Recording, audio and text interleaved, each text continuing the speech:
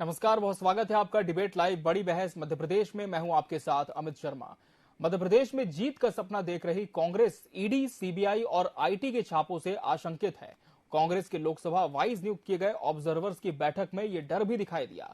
एक ऑब्जर्वर एक सीट पर निगाह रखेंगे। इसी तरह के ऑब्जर्वर बीजेपी ने भी तैनात किए हैं। चुनावी युद्ध में ये दोनों दलों के आंख और कान का काम करेंगे। लेकिन आखिर क्यों यहां पर बार बार ईडी, आईटी और सीबीआई का हो रहा है जिक्र, देखिए इस खास रिपोर्ट में। अगर ईडी, आईटी के दफ्तर खुल रहे हैं, मुख्यमंत्री, मंत्री, उनके चहेते अधिकारी, कर्मचारियों घर पे छापा डालिए। का भी छापा पड़ता है तो आपके पेट में दर्द क्यों होता है और आप डरते क्यों हैं? क्योंकि आपके मन में चोर है।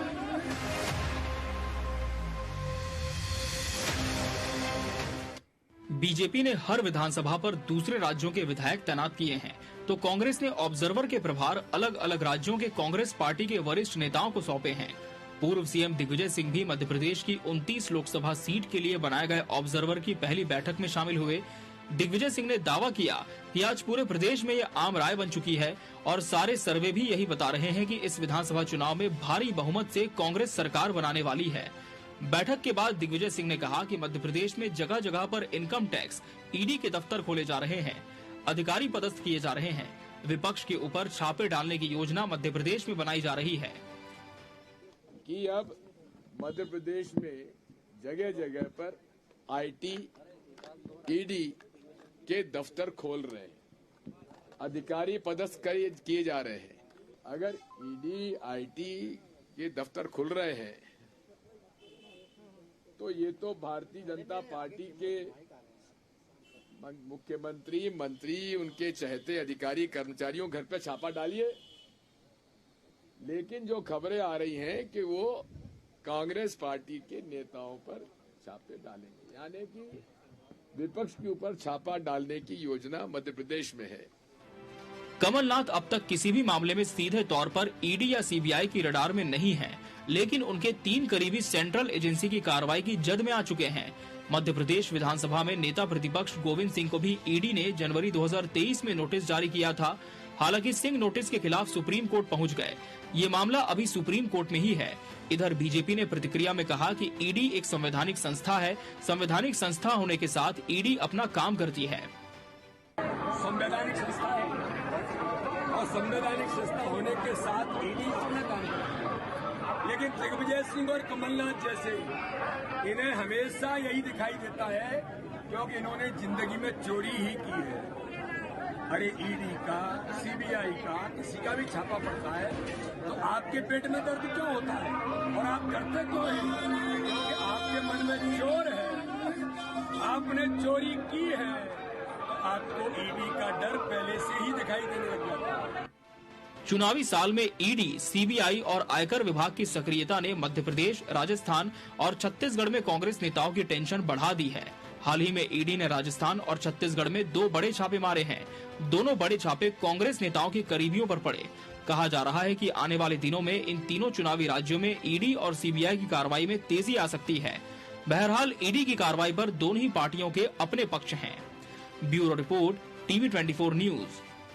और आज इसी विषय पर हम चर्चा करेंगे और इसके लिए हमारे साथ खास मेहमानों का पैनल भी जुड़ चुका है। सबसे पहले उनसे आपको मुखातिब करा दें। हमारे साथ भाजपा नेता मोहित गर्ग जी जुड़े हैं। मोहित जी, आपका बहुत बहुत स्वागत है इस चर्चा में।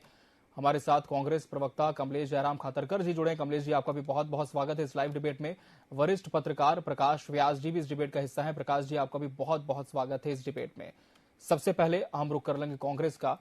जिस तरह से दिग्विजय सिंह जी ने बयान दिया है, कमलेश जी आपने भी सुना कि ईडी, आईटी को लेकर कांग्रेस लगातार आशंकित है और लगातार जो विपक्ष है वो ये आरोप भी लगा रहा है कि कहीं ना कहीं टारगेट किया जा रहा है। लेकिन ये जो टारगेट है वो कर कौन रहा है और क्यों आपको लगता है कि सिर्फ जो विपक्ष के नेता हैं उन्हें ही रडार पर लिया जा रहा है?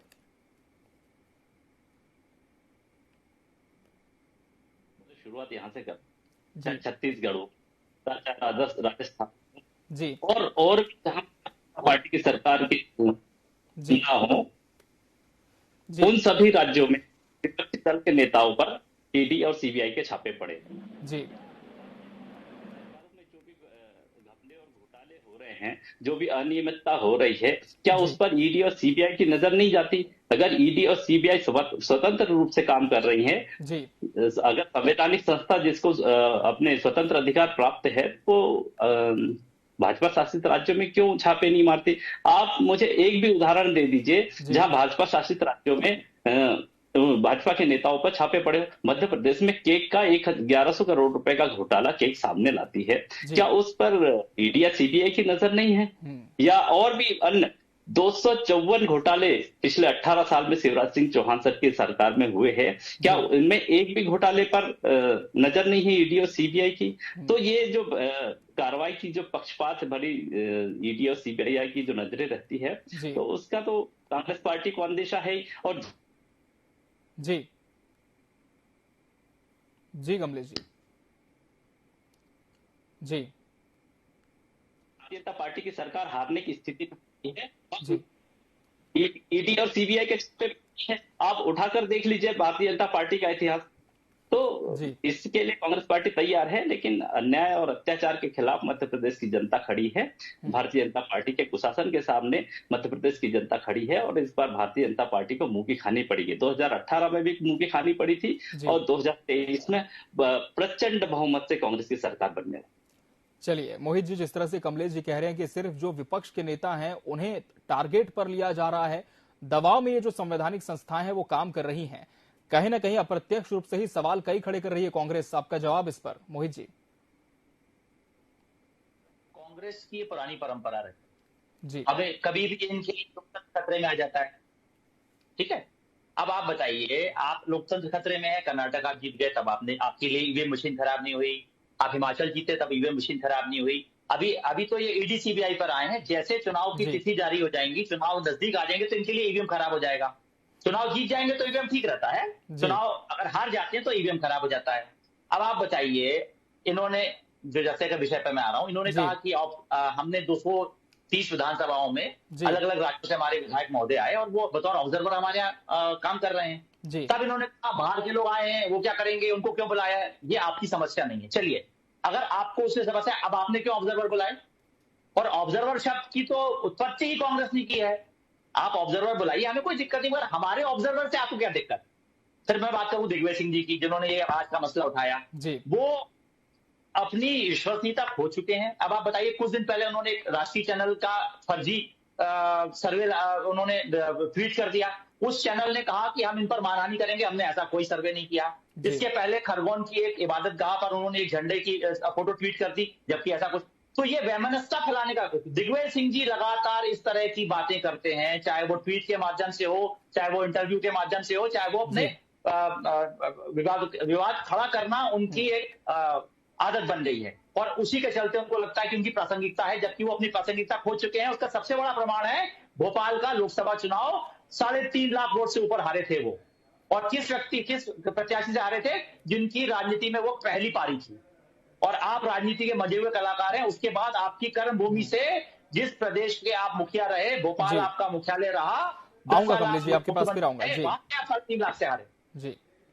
ठीक है, वरिष्ठ पत्रकार प्रकाश व्यास जी का हम रुख कर लेंगे। प्रकाश जी, ये जो विषय है ये काफी संवेदनशील है, और न सिर्फ हम मध्य प्रदेश के संदर्भ में देखें बल्कि छत्तीसगढ़ का भी, जिस तरह से कमलेश जी ने जिक्र किया, जहां पर कांग्रेस की सरकारें हैं, कांग्रेस का कहना है कि लगातार उन्हें टारगेट किया जाता है, जहां पर कांग्रेस विपक्ष में है या कोई अन्य विपक्षी दल है भाजपा के सामने, उनके नेताओं के यहां छापे मारे जाते हैं। किस तरह से इसे देखा जाए? क्या जो आरोप लगा रहे हैं इनके तथ्यों में किसी तरह की सच्चाई है, या फिर महज एक संयोग की तरह इसे देखा जाए? प्रकाश जी। सच्चाई तो ये है कि ईडी, सीबीआई या कोई भी सेंट्रल एजेंसियां आज से नहीं, कांग्रेस जब केंद्र में थी तब से ही ये तोते के रूप में कार्य करती रही है, और ये परंपरा कांग्रेस ने शुरू करी थी, जो बीजेपी ने आगे जारी रखी है। कांग्रेस ने कई राज्यों की सरकारें गिराने में, सरकार बनाने में, चुनाव में वोट बढ़ाने में सीबीआई का उपयोग किया था, इसमें कोई संदेह नहीं है। और ये कोई बहुत पुरानी बात नहीं है, आज से 10 साल पहले की बात भी ले लें, मनमोहन सिंह सरकार की बात भी करते हैं, लेकिन बीजेपी ने उस क्रम को जारी रखा। अब बात ये होती है कि बीजेपी यदि भ्रष्टाचार मिटाना चाहती है, इस तरह की कोई समस्या है प्रदेशों में भी जहां ईडी और सीबीआई का छापा पड़ सकता है, तो सिर्फ वो विपक्ष की तरफ ही क्यों जाता है? वो पक्ष में या बीजेपी जुड़े हुए जो लोग हैं उनके उस पर छापा क्यों नहीं पड़ता? ये प्रश्न कांग्रेस का जायज है, गलत नहीं है। अभी तक ऐसा कोई उदाहरण हमारे सामने नहीं आया पूरे देश में कि कोई बीजेपी का बड़ा नेता या बीजेपी से जुड़ा कोई बड़ा व्यापारी इन छापों से परेशान हुआ हो।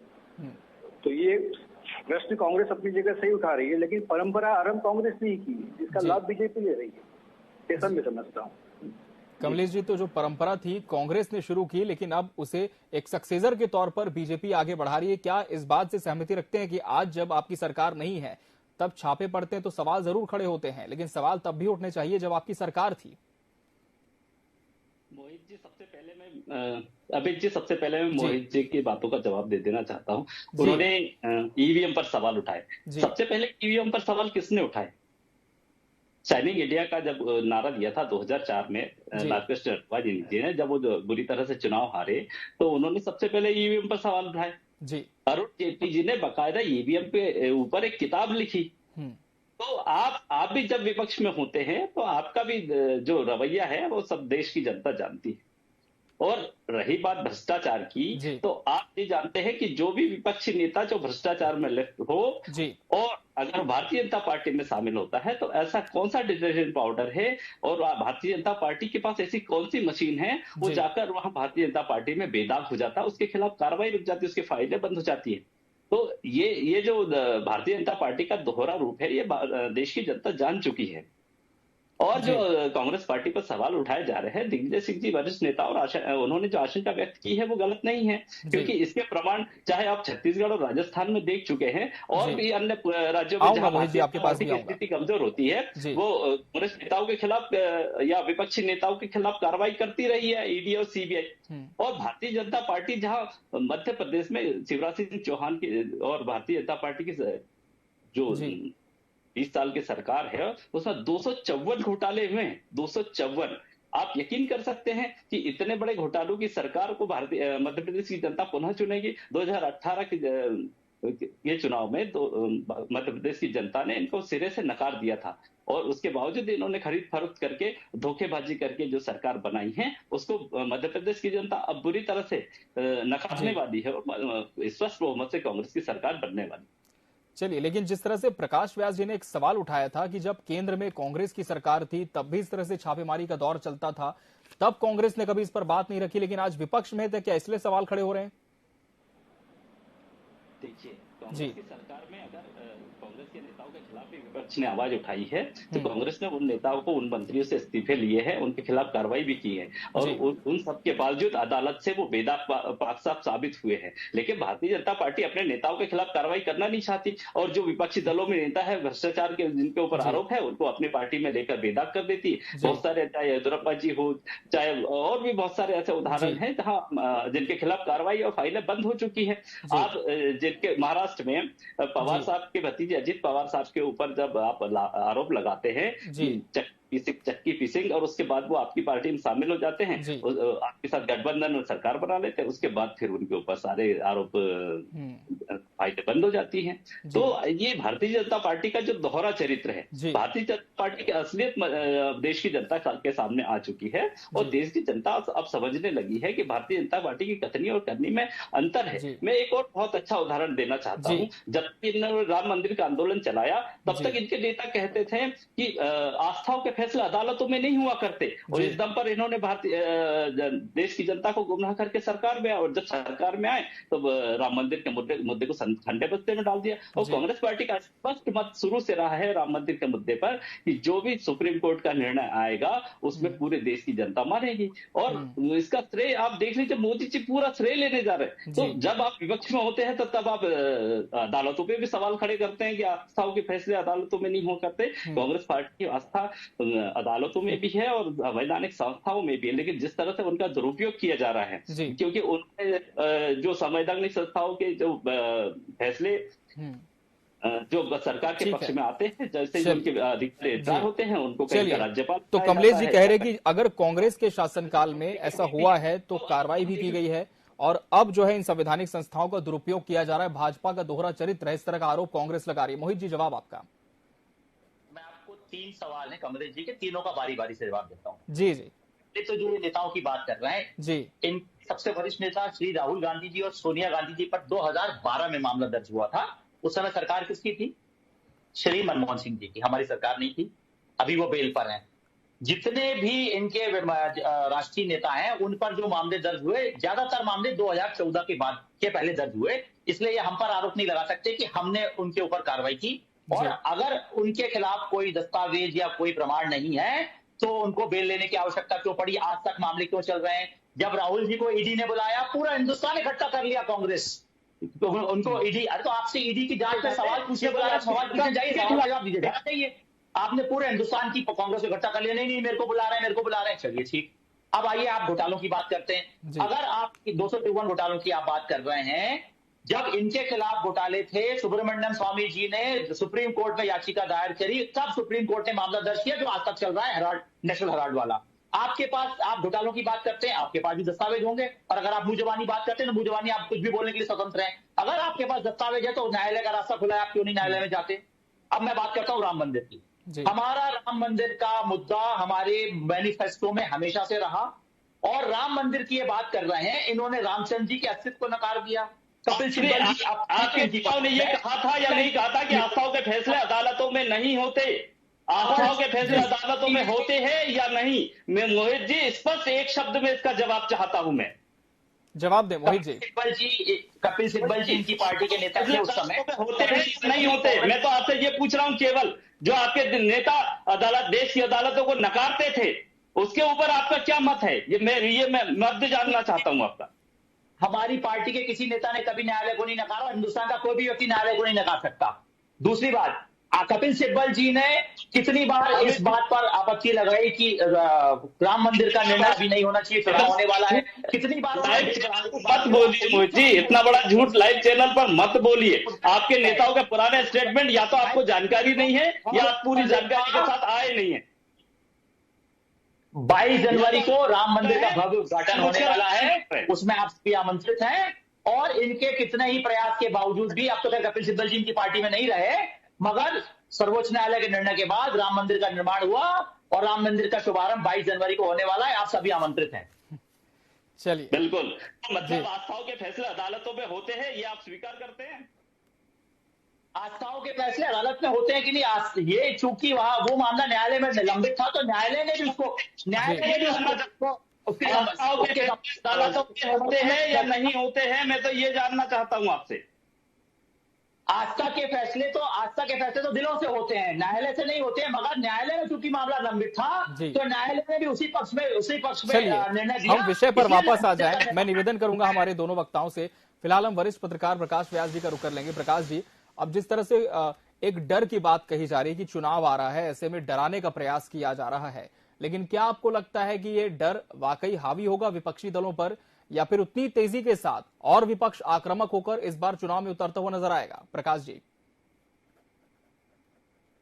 कुछ भी नहीं होता, चाहे पक्ष हो या पक्ष हो, चुनाव में मेन चीज होती है कि इस तरह से वोट हासिल किया जाए, वोट को बढ़ाया जाए, वोट परसेंटेज को हासिल किया जाए। इसलिए पक्ष विपक्ष एक दूसरे की कमियों को, एक दूसरे की शक्ति को पहचान के आरोप प्रत्यारोप लगाते हैं, चाहे वो उसमें आपके पास सबूत हो या ना हो, जुबानी भी लगते हैं और जुबानी भी कई बार असर कर जाते हैं। मुख्यतः बात जो सामने आ रही, कोई भी चुनाव हो, चाहे विधानसभा हो, लोकसभा हो, पंचायत का हो, लेकिन चूंकि विधानसभा चुनाव हुए 3 स्टेट में, तो आज की तारीख में राजनीति में ये हो गया कि माया और मोह। माया से मेरा मतलब धन, पैसा, पावर, और मोह से मतलब इमोशन।